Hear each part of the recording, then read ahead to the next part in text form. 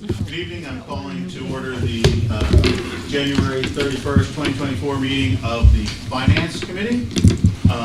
Tonight, present, in addition to myself, Jim Richards is committee members Jess Campbell and Cara Meeker, and absent is Mr. Cotton. Present here from the school district is Superintendent Murphy and Mr. Dunn. And guests tonight we'll be discussing and reviewing the benefits, I believe, healthcare benefits, Jeff? Yep. And let's see, with that, unless somebody has an objection. No, I'll just do a little introduction. So we did this, I want to say, maybe two years ago. This health insurance and benefits are the second largest line item in your budget.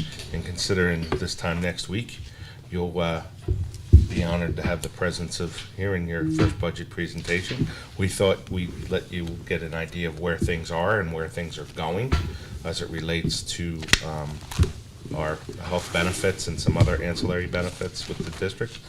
With us is Kirsty Karpowicz. She has been consultant for the district for close to 12 years now, 13 years. And Lisa Duquette from SchoolCare, and we've been with SchoolCare, I want to say, since 2012. So I'll turn it over to them. They have a presentation. This is in front of you. But, thank you, Jack. It's a short presentation. Nice short It's, one. Nice. From the stack. Okay, well, thanks, Jack. So I'm Kirsty Karpowicz, as Jack said, and I'm here with Lisa, and we're tag team this, and this can be interactive. So if you have questions, feel free to ask as we go along. So what we thought we'd do is first kind of give a little bit of background as to what's going on in the market to put things in context, because Concord School District certainly does mirror exactly what we're seeing in the market as a whole. So the trends are not unique to you. And then we can go through your Cigna claims and your SchoolCare renewal. We have some benchmarking, and at the end we can talk about dental and ancillary. So one of the things that we're seeing across the board is that there's a medical inflation continues to rise, and really, I mean, I have been doing this for over 20 years, and it always goes up, but right now we're in a really big inflationary period for medical and pharmacy trends, much more than than in the recent past. And there's a number of things that are contributing to that. And we can see all this happening in New Hampshire. So there's like consolidation of hospitals, there's private equity entering the market, and there's the travel nurses, there's supply chain shortages, there's labor shortages. We're seeing exponential innovation in the prescription drug side. It's a lot more common now for us to have high cost claims that are all prescription and no medical, and that didn't used to be the case at all. But, like to have a $300,000 prescription drug claim now is normal, like that happens. So we're in a new world as far as the innovation in prescription drugs. Great therapeutic benefits and extremely high costs. And then on the deflationary side, optimized sites of care, that's like ambulatory surgical centers that pop up. Like those are efficient, or sometimes there's standalone infusion therapy places that can lower the cost of care. And then telemedicine, particularly in behavioral health, became much bigger during the pandemic and is here to stay. And then biosimilars, those are generics for specialty drugs, and we're going to see more of those. And so hopefully that will help mitigate some of the high cost of the specialty drug area. Another interesting trend is that costs are really up across the United States, and we used to see New England as higher than the rest of the United States. We've always been in a very high cost geographic area, but now we're seeing it. All these trends are kind of macro trends that are impacting everyone, not just New England. Like everybody's got travel nursing issues, everybody's post-COVID, everybody has private equity and hospital consolidation, everybody has the prescription drug increases, so it's kind of more uniform across the US. So again, just to hit on the macro trends, so the prescription drugs, the fact that we're continuing to age, and the older we get, the more claims we have, the more hips and knees and, chronic conditions pop up. We're definitely seeing more demand, especially post-COVID, and we're also seeing it's just so hard to navigate the healthcare system, and it's really hard. There's a very wide discrepancy in costs. All right, like in New Hampshire, the highest cost MRI is up north at a northern hospital. It's over $10,000, and the lowest, that same MRI at one of the lowest cost standalone facilities in the southern part of the state is in the $700 range. Same MRI, like that's more than a tenfold difference. So we're starting to see transparency tools evolving, but they're not quite there yet, so it's hard for people to know where to go to find that low cost, kind of high quality care, and that's something that hopefully can evolve over time. I circled a couple of these high cost $1 million health condition areas because you're going to see these exact areas in your high cost claims. And it's interesting, so in the top, these are so Sun Life is a reinsurer. They're one of the largest reinsurers in the United States, and so they've been reinsuring claims for so long that every year they've now put out a state of the state and show you kind of what the biggest trends that they're seeing are. I think it's interesting that on the top left in the high cost claims that you can see newborn and infant care really every single year as one of the top, and cancer's always up there. And that usually has to do around preemie babies, and those can be very high cost claims. And at the bottom is a new development that is going to not go away, and it's going to become part of the national conversation, and it's called gene therapy. And so these are actually life-saving treatments where they actually alter your genetic makeup in order to cure a disease. And a lot of times they do cure diseases, and a lot of times it's a one-time application, but it can come at the cost of $2 to $5 million. And so I think there's going to be some philosophical conversations going on in society about how we manage the cost of these. Who pays for that? Is the employer in an employer-based healthcare system bearing that burden, or will high-risk pools develop? So these are just evolving, but you can see there's 30 in the pipeline. So this is going to become something we're going to have to all wrestle with. But what we are seeing currently are specialty drugs, and anybody that watches TV, you see them every night when you turn on the TV, and it's all the drugs all the time, and you've got Humira, and you got Ozempic, and you have all you can probably sing the jingles. So in 2020, the median specialty drug price was $220,000, and in 2008 the median was $2,000. So that's tenfold difference. And from a frequency standpoint, the amount of approved specialty drugs, new drugs that are over $150,000 is in 2021 it was 47%. So basically half of all the new specialty drugs cost more than $150,000. And I will tell you, as somebody that looks at drug claims all the time, that's 100% accurate. Like, it's super duper common now to have, they'll start at like 85,000 and then go up into the multiple hundreds of thousands. And then another area that you're going to hear a lot about on the news, and you probably already are these GLP-1s. And what those are the weight loss drugs. Okay, so you've heard about Wegovy, you've heard about Ozempic. So it stands for glucagon-like peptides, and they originally were developed for type 2 diabetes, but then quickly people realized that you could lose a significant amount of weight. And so now there's just incredible demand for them. We literally have letters that employees write to CEOs in our files, like demanding these drugs. Like I deal with this every single week. Like this is a very hot area, and it's not going away. So they're predicting that by 2032, this is going to be a $72 billion market. There are 37 million people in the United States with diabetes right now. 42% of Americans are considered obese. And the cost for these drugs right now is about $16,000 per year. They run about $1,300 a month. There's just incredible demand. There's so much demand that now people that have diabetes can't access the drugs because there's shortages, because people that want them for weight loss have gotten them. Whether they've gotten them, whether they should have them or not, is another question.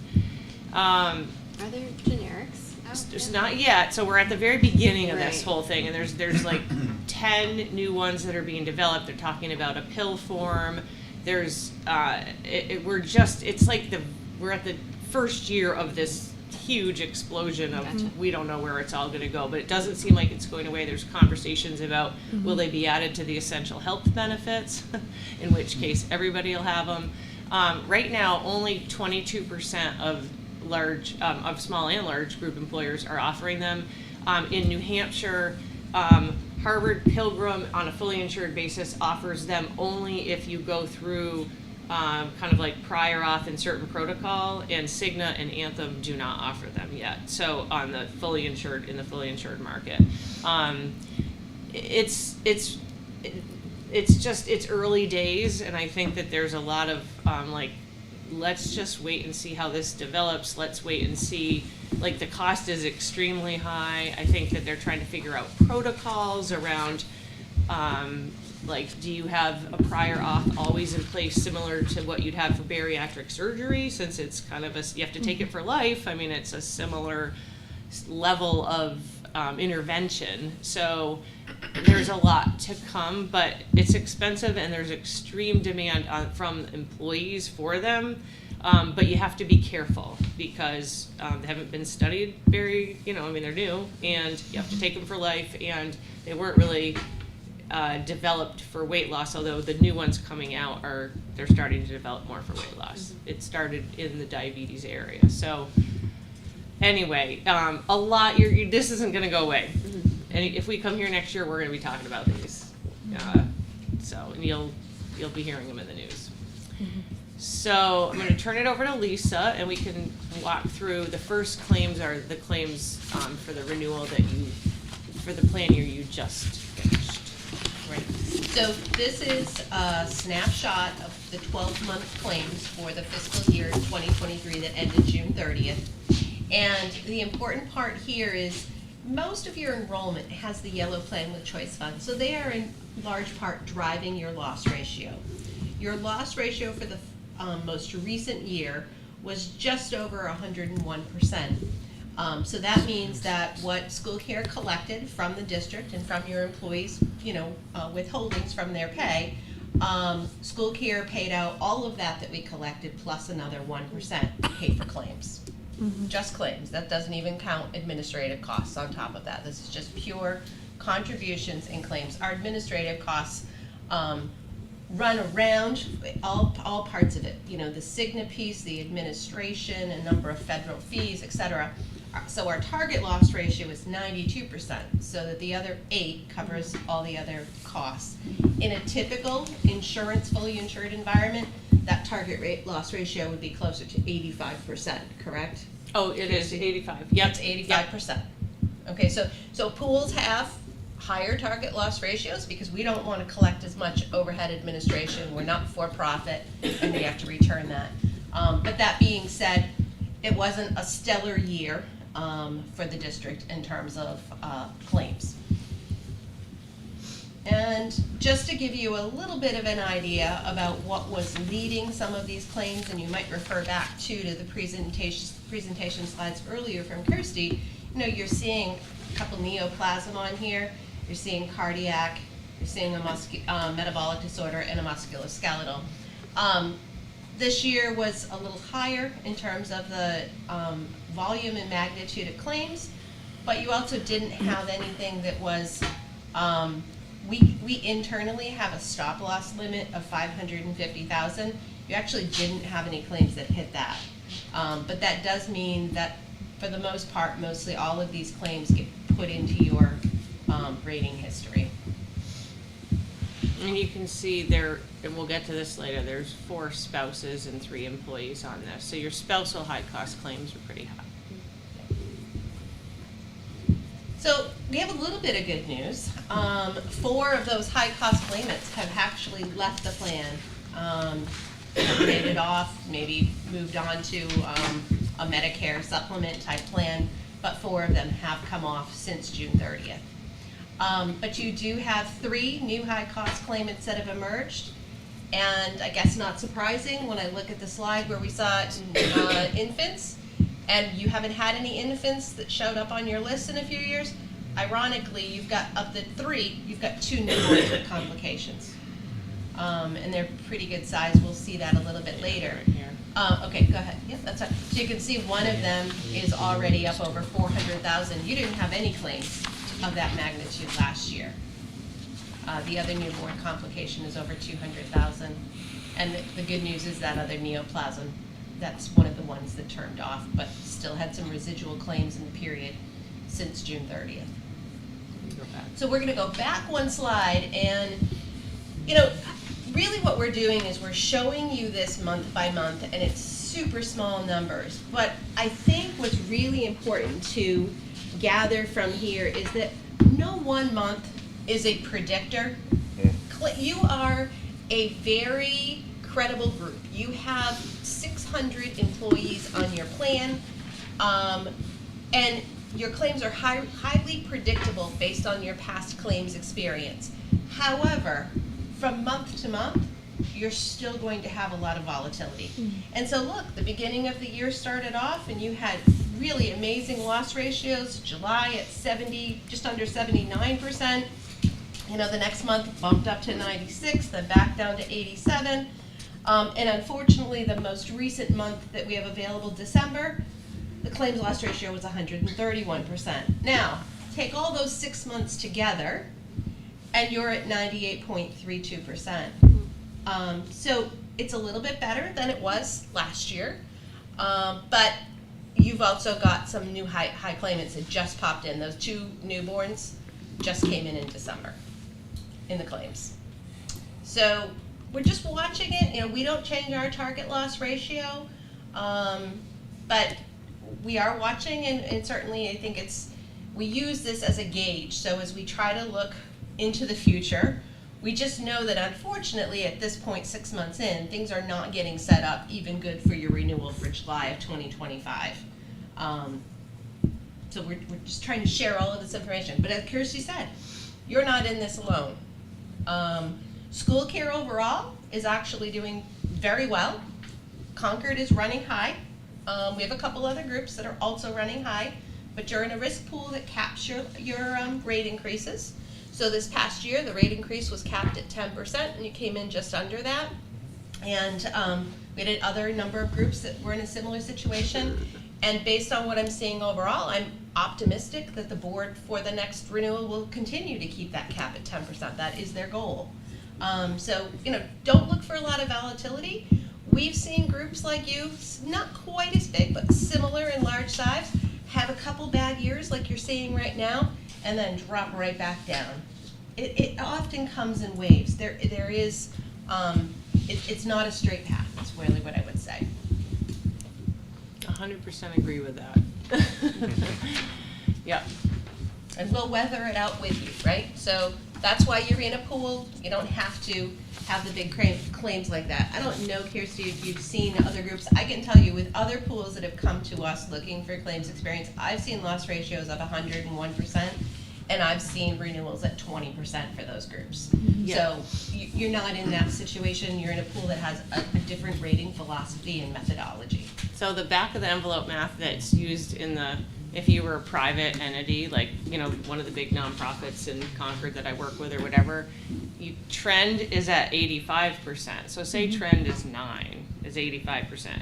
If you're 10 points over that, so say you run at 95%, then you're 9 plus 10, you're at 19, right? So that's 95. So you'd be 20, you'd be in the early 20% range, low 20s, which is exactly what we're seeing delivered from other risk pools for your loss ratio, which is why when I look at it, I always think, thank God you're with SchoolCare, like you're in, given the claims that you have, you're in the best situation possible, even though it doesn't probably feel like it when you get a 9.9 and it's on a $12 million budget.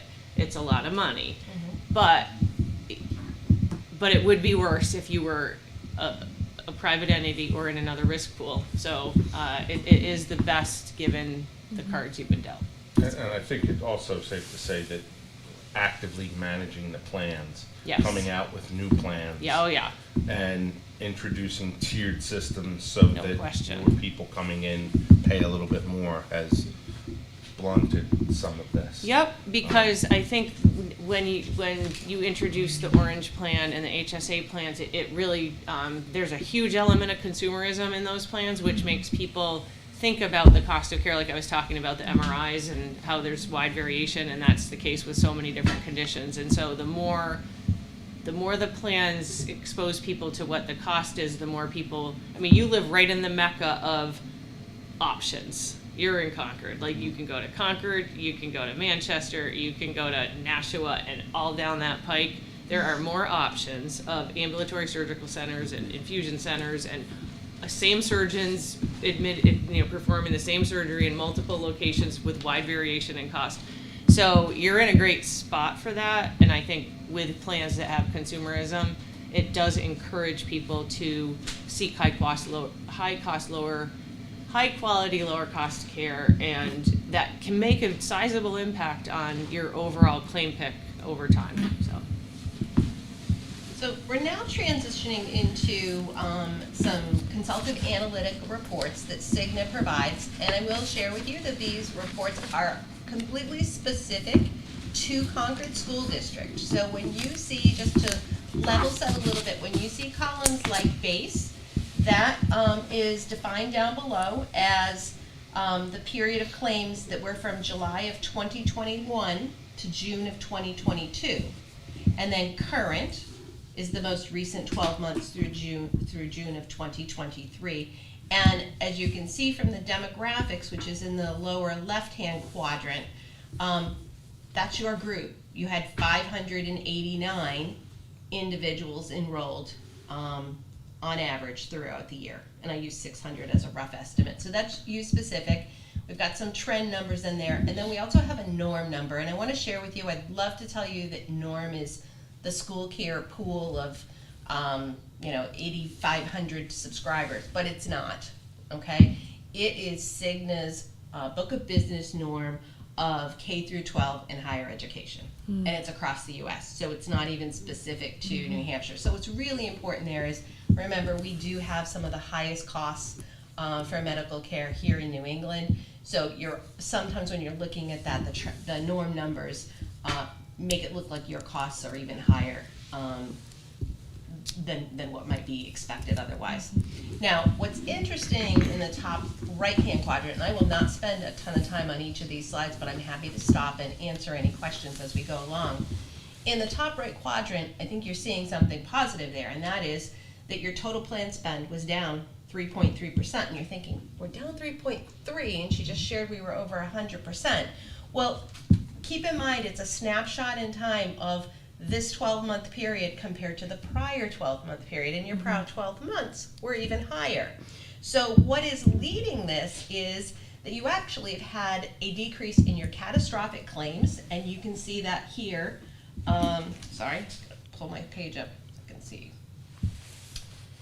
In the left-hand side, you can see, bottom left, you can see your catastrophic claims in excess of, and it's 50,000. Have increased there, but the spend is significantly down. Okay, so you have a little more claims over 50,000, but the cost of those claims is down, and that's because, remember, we didn't see much over 200,000 on that last year, and that's the reason.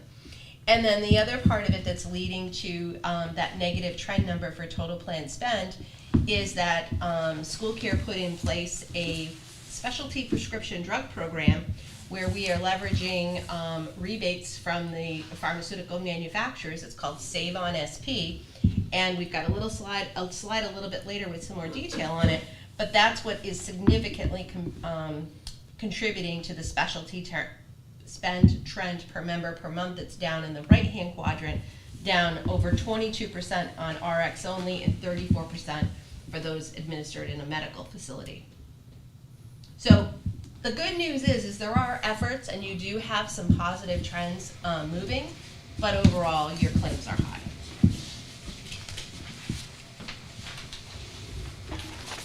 So on this slide here, we isolate medical from the pharmacy and the catastrophic. And you can see on the top right under account summary, the first totaling line shows your trend is up 7.2% for non-catastrophic plan spend. Mm-hmm. Your catastrophic plan spend, however, you see that number, minus 12.9? That's that number I was just talking about. And then you see all the components here that add up to the very bottom of that negative 3.3 that we saw on the previous slide. Just a little bit on your population demographics, and I know that we talked about this when we looked at the large claims. Really what you start to see on the top right is what is the average cost per individual for Concord School District employees, spouses, and dependents. Spouses in the current period, just over $10,000 per individual. Spouses, $12,000, and dependents were, I think it's a $3,900 number. But when we exclude catastrophic, note that those go down significantly, and in fact, spouse drops below employee cost. Thus, you're seeing that spouse catastrophic claims are driving cost. Now, I'm gonna stop right now and just give you a bit of something to just chew on. SchoolCare doesn't cover GLP-1s. We did bring it to the membership council. We did present on it in late October. We too are watching it. And just like Kirsty says that she's getting an email, a letter, a phone call every week, so too are we. We are not alone in that. But when you think about the cost of approximately $16,000 a year, and you know that right now the average for your employees is $10,000, you can only imagine what that would do to the rates. And that 50% of employees say that they want to take these. Mm-hmm. I mean, that it's unbelievable. It's unbelievable, exactly.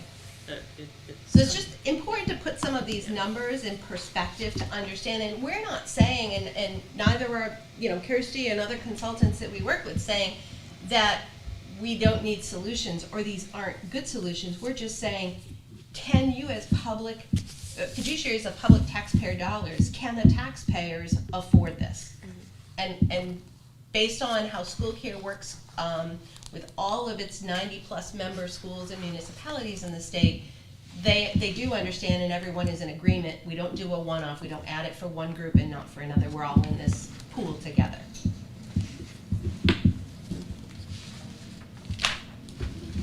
And then this Can you is go always, back and say one more time, the 50% have indicated that they are interested in the, Yeah, not of your, just when employee benefit surveys. for everybody, not just our employees? Not just you, but Okay. employee benefit surveys around this topic, 50% of employees are saying that they're interested in taking these. So just trying to assess, like, I would agree with that based on just anecdotally the volume of requests that we hear constantly. Is the question to the employees in the survey, is it tied to medical reason versus just desire? Weight loss. Just weight Weight loss, loss. not type 2 diabetes No, related weight just loss. the weight loss, yeah. Okay. I mean, it's because Weight Watchers has endorsed it, you've got Oprah, Oh, they you've talk got, about it it's everywhere. everywhere, it's on social media, it's becoming just, it's just part of the new, social fabric. And so it's hard to see where it's gonna go. The demand is there, but the evolution of the drugs is so new and early, and Right. they're not being it's just everybody's just trying to assess it live time and figure out. It's super expensive. They want to make sure that the right people are getting them. They want to make sure that there aren't side effects that we don't know about. There's new versions coming out that may be lower cost, so it's just all evolving. But for our purposes, it's a no. It's not in your included. plan, Okay. nor is it in most plans in the state. I'd say maybe 20% might even be high. Like most, we have very few plans have them yet. So this is just a slide to show you what is driving, what conditions are driving plan spend. And it's from highest to lowest, as you can see. Musculoskeletal is the highest on just about every single group. So if it isn't number 1 or 2, it's number 3, but most groups it's up there near number 1. And we did put into place a new program, it's Hinge Health. I am very confident that you have employees participating in it. So it's for back and joint health. More recently, we've expanded it for women's pelvic health, which I think is a very private and great enhancement. And we are looking towards another addition to it for some more orthopedic support. But it's everything from preventive care to chronic care to second opinion reviews on surgeries, etc. So we've got great participation. We've seen some really good, I'll call it return on investment based on the participants. Since we've had folks that have joined, we had 3 individuals who at the beginning of joining the program seemed like they were on the path to surgeries, and all 3 have avoided surgery through using this program. So there are some significant, we've had stories, and I don't know whether they come out of your district or not, but things like, you know, I wasn't able to go to Disney to walk with my grandchildren because, you know, I just couldn't get around like that, or I wasn't able to get back out on the golf course because of shoulder problems, wasn't sleeping at night because of neck problems, and amazing stories. It is the only program in the 25 years plus that I've been doing this that we get unsolicited positive feedback continuously. And the other really cool thing is you don't have to miss work, right? You know, like physical therapy, there's so many appointments and you have to like leave and drive to them and go to them and schedule them, and it's just so disruptive, and there's so many of them. And this you can do at home when it fits, like it's like into your schedule. And I feel like these are the things that are exciting about the evolution of healthcare, where like, you know, you can use a device or a digital device or communicate to a provider, look at things on your cell phone without having to physically go there and still get the benefits. And I feel like then their people are more compliant, they do it more. So this is super exciting. We've removed the cost barrier for individuals, so whether you're on a high deductible plan or not, you have no cost for the program. Currently under your benefits, you have a 60 visit limit for occupational, speech, and physical therapy. This doesn't count towards any of those therapies, so you can have unlimited number of physical therapy appointments. So really, we've tried to make it as inclusive as possible and remove any barriers to individuals taking care of this, because we all know that if you're in pain due to medical reasons, it absolutely affects behavioral health and mental health. And so we want to attack all of it, and there is a component of that that's part of this program. We're going to go back to the claims. I think we're good, but you see neoplasm right up there. So, okay. Hinge. So just a little bit more on your catastrophic claims, and this one you'll see a comparator here because I thought it was really important. We've pulled out the SchoolCare specific experience. So your current Concord School District current catastrophic claims per 1,000 members is 28.7. Now you can see that it's higher than the Signet Book of Business norm. And I would also share with you to look up at the top left that compared to SchoolCare, overall, ours is 10.6.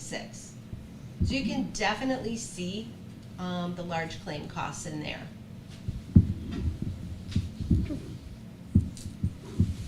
On the pharmacy side of things, certainly you have an increase in the number of scripts that are going up. But of course, we talked before about the decrease in the specialty spend category. Go ahead. I was showing you the save on. Oh, yeah. And so here's that save on slide that I had shared with you before. So this, again, we tried to do as much as we could to get specific to Concord School District. This is the Save on SP program that was implemented July 1 of 2022. And for the first 12 months, the total savings was $146,000. Now, the cost shares that were eliminated for your employees or their covered dependents is just under $10,000. So yes, there was some definite savings to employees, but they don't have a big cost share under the plan anyways. So really, the savings that we captured, the lion's share of that was the 146 after the fees. But you had so much savings on this so there on your claims, there's an out-of-network claims. And we were like, how can they have all these people going out of network? Like, how do you even go out of network? And we couldn't figure it out. And so there's an admin fee. Part of the savings is so the way these programs work is there's an admin fee that's taken out of the savings basically. And so you had so much savings that they put it in the out of network because it's just kind of this all other. And so anyway, it turns out that you were your district had had almost $150,000 worth of savings of these drugs, and so then the admin fee ended up in the out of network. Yeah, your out of network claims went from something like typically you were around 1% to nearly 3%. And we were searching and searching, and finally we figured out what that was. So I think it's a good program. Yep. Individuals like it, and it works really well. This is the program. Yep. A little bit more about the program that you can read. What are the conditions down at the very bottom? And essentially how it works is anyone on these medications gets them for no cost. And then Cigna works with Save on SP, and SchoolCare pays significantly less for them, which means that we're reducing your claims costs by that. So most of these specialty drugs that you see at night on TV, the manufacturers offer big coupons. And if you have a sophisticated plan, they can figure out through these programs how to apply those manufacturer coupons to the plan and have the employee pay nothing. And so that's what this setup is. Yep. It looks like is the program opt-in, so there are maybe savings on the table that are not being utilized by users that don't otherwise understand or opt into the program? They basically have to opt into Okay. it. If they don't opt into it, they're responsible for 30% costs, so we don't have individuals that are doing that. So it's not a matter of like marketing this program to our clients. Okay. thank It's a very small amount of your population. Generally, we see about 1.5% of the total population is using these medications, but because these medications are so costly, it's driving significant savings. Yeah. Is there a drive to increase the number of medications available for this program? It's tricky because of the manufacturers and what they offer, so they're coming on and off periodically, but there's no goal per se to Cigna will work with Save on SP to add as many as possible, Got it. but Thank it you. is challenging. And frankly, with federal legislation, it could be taken right off May the not be table around forever. at any day, and we know that. And when we presented this to the board of directors for SchoolCare, which is made up of members like Concord and others that could be part of that board or membership council, everybody fully understood going into it. Take it while it's there. Take all of it. Because the manufacturers argue that those coupons are for individuals, not for groups, right? But groups, self-funded groups, it's such a huge cost. It's like everybody wants to take advantage of it, and it's totally legal to do it. But if the pharmaceutical companies are successful in, It's legal today. it's legal today. In lobbying, In if they lobbying lobby to get it, change, yes. it could go away Yeah, in the future. exactly. Okay. Yeah. But as long as it's here, we're going to Yep. utilize it. Just kind of go to preventive care. I think that's an extremely important component to look at. And oh my goodness, look at your pediatric compliance on the top right side under well visit completion rates. 91.5% compared to a norm of 75, and you're even up from the previous year. I can tell you when I look across SchoolCare groups, it's good, but we haven't seen many at all that are in the 90s. So that's a great thing. We want parents to be taking their children to get their preventive care.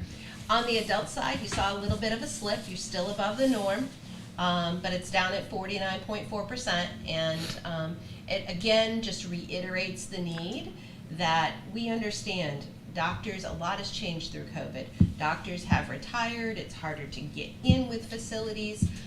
We've opened up a number of different options for preventive care, including MD Live, where you go to Quest Lab or LabCorp and get your lab work done and then do a virtual visit with your doctor. There weren't many folks doing that, but we are trying to open every avenue possible because early detection is the key to some of these large claimants, particularly in the cancer area, but it can be in heart, cardiac, and other areas as well.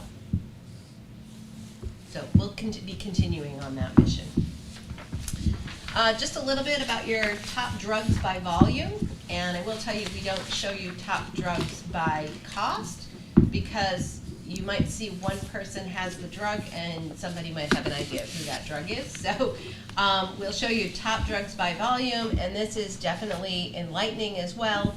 I think a few of the things that are important is to note, and we haven't got to this slide yet, is that lots of folks taking depression medication, and it is very prevalent in every single plan, and definitely an area where we are focused on making sure that folks have resources at their disposal. Some of the other areas on here that I want to highlight are like cholesterol and hypertension, and we of course see this across the board as well. And coming already here actually, but it is being slowly rolled right now. It'll be coming out much heavier in February.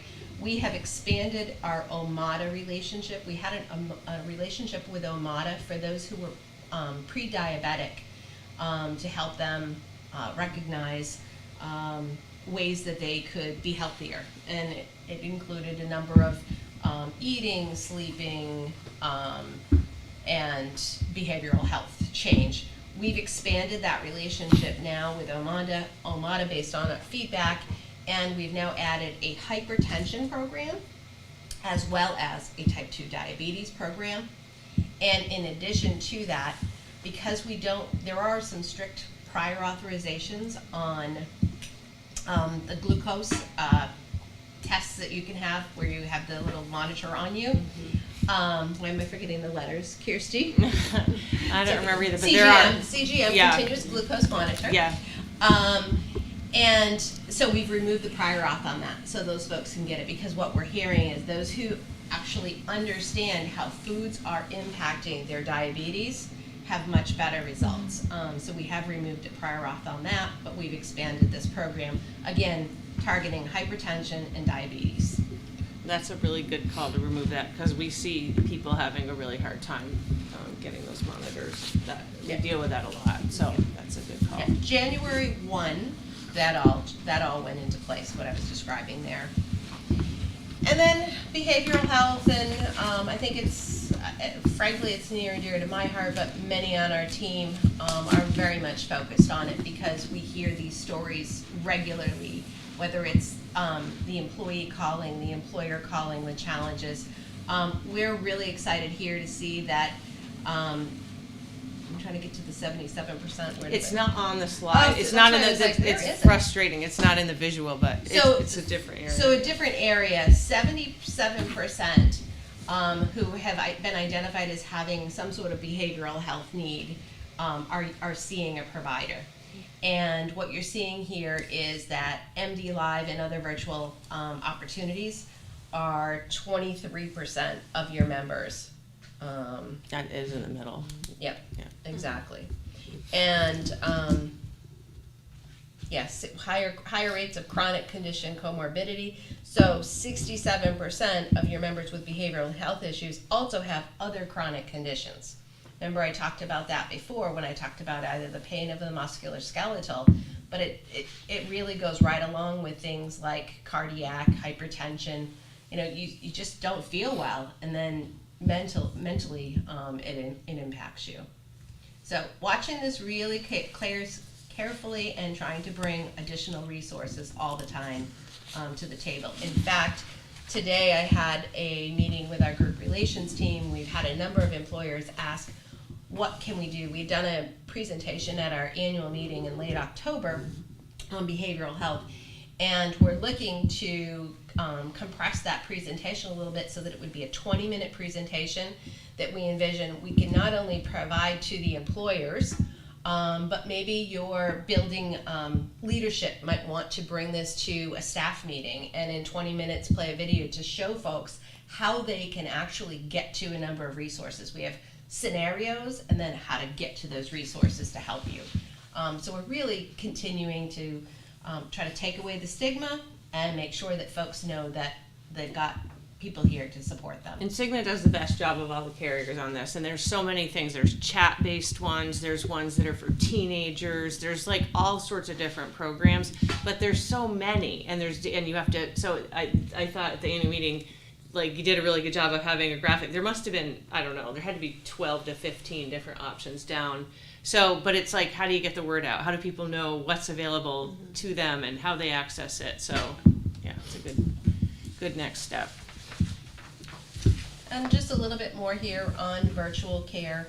Not that it's a high percentage, but not a large number. You did have 29 individuals covered on your plan who used MD Live, and that was a 263% increase over the prior year. Not bad. We have across all of our groups seen that the providers, so when you say Cigna provider, that's more like a primary care physician, maybe some sort of specialty care. Most of that continues to drop off where people are going into an office to get their care.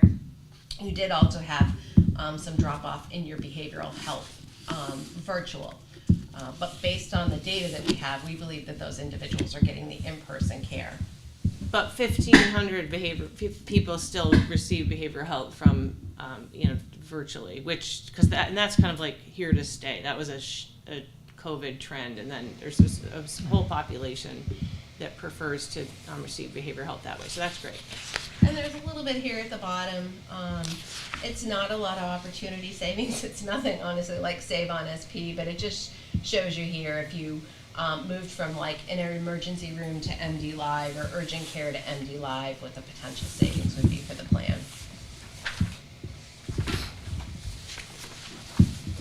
So we just get to review now the rating process. So SchoolCare released rates for July 1 of 2024 back in early November. And this is to give you a little bit of background on that. So I mentioned before that Concord, based on its size, is 100% credible. That, as I said before, means that claims are a predictor of your rates. So for example, if you were much smaller, we would be looking at the demographics. What's the makeup of gender, age, zip code, etc., and be weighing that into the equation. We don't because of your size. Your claims are credible. When we do our renewals, and we changed this over a few years ago because we were, again, trying to smooth claims experience as best we could, we went ahead and when we set rates, we use the most recent 12 months of claims and we weight them 75% into the equation. And then the prior 12 months, we weight 25% into the equation. Any claims for active employees that are over 150,000, so if you think back to that report, there weren't many, but any amounts over 150,000 gets pooled in a separate area for all of our school district groups and municipalities. And if there are any that are terminated, any individuals that we realize that are terminated at the time we do the rating, and that's in August, we start that process, they're removed except for 50,000. So again, trying to pull out past experience that might be driving maybe some more volatility in your rate increases. So that's how we go about it. And then this is the rate renewal. And we really have two pieces to the rate renewal, and it is often confusing for folks. If you can just go back to the other, I'll try to do my best job at explaining it. So Concord School District gets an invoice every month. These are the rates that Concord School District would see on its bill from SchoolCare, okay? Now, you have some green and red, and I'm just gonna mention here, actually you don't have anyone left on red, I believe, it's only green. You have like 5 retirees left that are still grandfathered. So we're almost done with those plans. All of your active employees are in yellow with choice or orange plan. But all the plans got a 9.7% increase. Then, SchoolCare, due to the regulatory environment and a Supreme Court case, has to return any surplus that isn't needed for claims and administration and stop loss. We have to return every year. And when we got to June 30th of 2023 and went through our audit process, we had approximately $3 million of excess or surplus. And we return that each and every year. We've been doing this now for 12 years, and every year we've had monies to return, fortunately. And so what we do is, when this went into place, the thought process is your employees pay a portion, you pay a portion. And so the way to share that back proportionally with employees, because that $3 million wasn't all district money, is to do what we call monthly effective rates. So we use your enrollment, we use the dollars specific to Concord School District, which in this case is $199,000 that will be coming back on the July of 2024 invoice. And we show you effective rates so that you can charge those rates, if you so choose, it's at local level, to your employees and let them share in that portion of the savings. And it's pro rata, so if an employee pays 5%, then right, they're getting 5% of the savings, so long as they're enrolled on the plan. And that brought the rate increase down to 8.9 because the return of surplus in the form of premium holiday was about twice as much as it was the prior year. So that's where we're saying 8.9, even though it's a lot of money, relative to how you were running, same claims, but if you were not part of that pool, could have been in the 20s. Right. And because of the methodology, even though you were running at 101%, you were running over what you paid in, you still got money back, because it's the whole concept of pooling. We're all in this together. So any questions on that? And just real quick, I'm sorry, why is the percentage increase for the yellow plan not applicable? There's no, the district does not offer that plan. Oh, okay. I was like, what's happening? Yeah. Let's do that one. Look, it's so good that you moved so many people to yellow though, because look at the family rates on red and green. It's like almost $4,000 a month. So 4 times 12 be like $48,000 a year. I've asked Melissa It's to take our crazy. current demographics and plug it into that Yeah, plan. and see If what we you had would be done spending. nothing, It's if a we good did not idea. do all the work we've done, where would we be? Yeah. It's gonna be crazy. I mean, it's almost double the orange plan. Yeah, So, yeah, it's true. yeah. We do a little bit of benchmarking just to try to compare where your plans are relative to New Hampshire, relative to kind of the national education industry, and then just plans across the board. And we did this for consumer-driven plans. So your yellow and orange plans are consumer-driven, and what that means is that there's no office visit co-pays or kind of, $10 copay here, $20 copay there. You pay the full cost of care up to a certain deductible. So for those type of plans, you can see the yellow plan, the deductibles on the top row, the yellow plan, the orange plan, compared to the average in New Hampshire, the average for education, and the average for national. So the yellow and orange plans are richer. And then you can see the out-of-pocket max, which is the third row down. And so your out-of-pocket max on yellow for a single is $2,000. On the orange plan, it's $4,000. And you can see across that, again, the yellow and the orange plans are richer. And then these are the premiums, so the full monthly cost of the plans. And you can see that the yellow and the orange plan are more expensive, but again, the plan designs are much richer. So you're not really comparing apples to apples. And I would say that most groups, it's not common, it happens, but it's not common to be like SchoolCare where everybody's on these plans. A lot of times they're kind of just dangling out on the side. Like you have all your plans, and then you have your high deductible plan on the edge that a few people take, and it's higher, much higher. So to have it be a full replacement, I think, is why the plan designs are richer. The premiums are more expensive. And then these are the employee contributions. So you can see the yellow and the orange plan employee contributions, and again, compared to the much richer plans in New Hampshire, Education, and National. And you can see how your employer subsidy, how much you're paying, your percentage, is higher than the norms, 85%. And then briefly on dental, so the district self-funds a dental program and pays 100% of the premium, which is extremely generous and very rare. And so each year we just look at, you know, what are the claims and what do we see, what are the trends that we're seeing. I will say a very interesting post-COVID phenomenon, which seems to have been here, it seems to not be going down, is dental trend, which used to be 3% a year and always was 3% a year forever, is now 4 to 6% a year.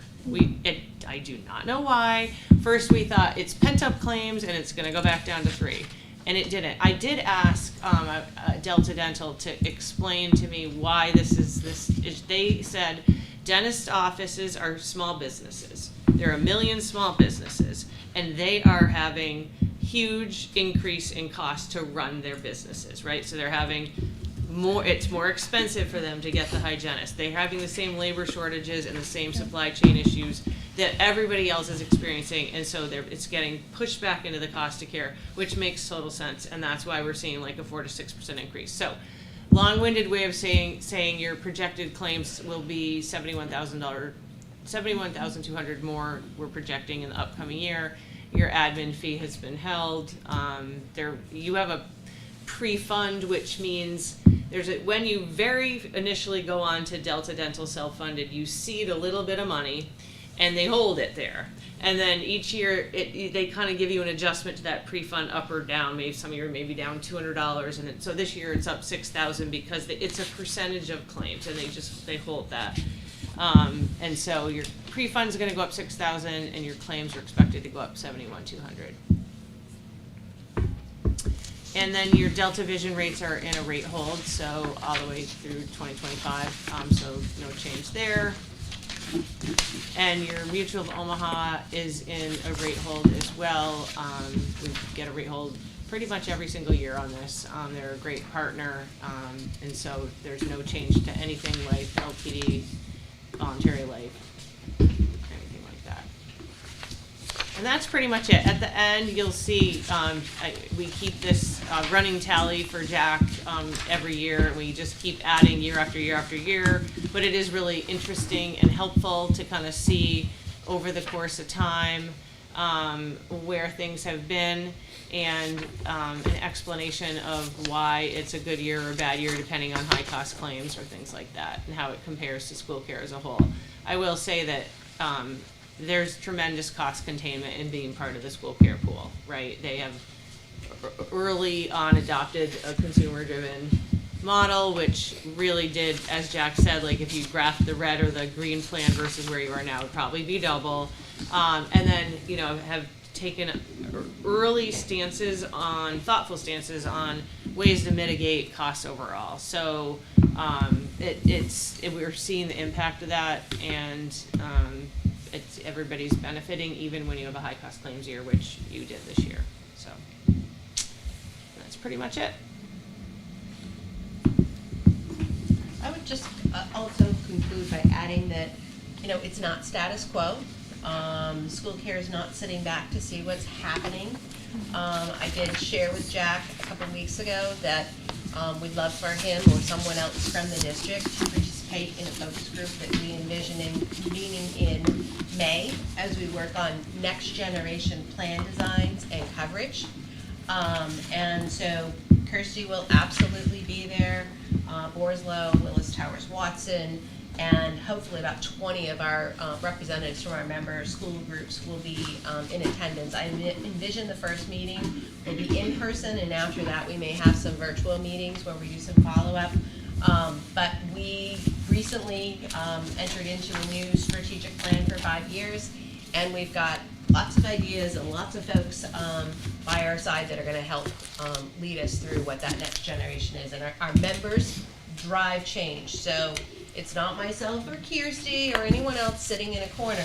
If this focus group, when this focus group convenes and when they come out of it with some direction, that's when we go to our full membership and everybody's in on it. So if we're adding a new plan, changing plans, adding different coverages, different programs, there's a way in which those get voted up or down at the annual meeting.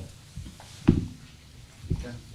Thank you very much for Thank you. this very detailed presentation. It was very informative. I appreciate all the work you put into it. Does anyone have any questions any additional questions? No, I don't. No? No? All right, well, thank you. We always enjoy having you here and look forward to seeing you again. Thank you very much. To inform us. Mr. I'll just Dunn? make a couple comments. Certainly. Going to the Delta Dental self-funded renewal, as they were talking about it trending. Usually we ran about 700,000 to 800,000 a year. We're into 8, 9, well, a little over 900,000. You'll probably see about $130,000 increase in this coming budget that benefit the dental. Okay, and again, we do not charge the premium to staff for that right now. For the Delta Vision, that's optional. We don't pay anything towards that. That's employees, that's elective. Okay. If they choose it, that comes out of their pay. And the Mutual of Omaha, although this is what, the 5th year now that they've held rates, Yes. the rates might stay, but salaries don't. So that means you will see an increase, and you might be saying, well, why are they going up? They held the rates. Right. Because it's based on per thousand salaries. So the salaries go up, the cost goes up. Okay? Thank you, Mr. Dunn, and we'll see a lot more detail on that as we get into that particular session of the budget. Yes. Yes, very much. Okay. Any questions for Mr. Dunn? No, thank you. Okay. The 85% contribution how long does that go back? So, they gave you the worst case scenario. I shouldn't say that. There is actually 2 groups that do pay 80%, but we have some that pay nothing and some that pay 95. I'm sorry, that we pay 95 and some that we pay 90. So it varies depending on the group and when they're hired. Will depend on whether they paid 15% towards it or 20% towards it versus 5%. Because typically what we do is when we introduce something new, we grandfather. The current people stay, and then the new people start getting those rates. And some groups have had it flip, where there's more paying the higher contribution than less, and some are a little bit more stable. So, Thank you. All right, Mr. Dunn, do you have anything else for us this evening? I do not. Superintendent, I have nothing. does anyone else on the committee have anything this evening? Do not. All right, thank you very much. I would entertain a motion to adjourn. I second that. So moved. Okay? And second. Thank you. Yeah. So moved by Thank Ms. you. Meeker and seconded by Ms. Campbell. All those in favor, please signify by saying aye. Aye. Any opposed? We are adjourned. Thank you all for coming in. Jack, do Yeah. you want me to Yeah. go grab my laptop? Let me go grab Let me go grab it.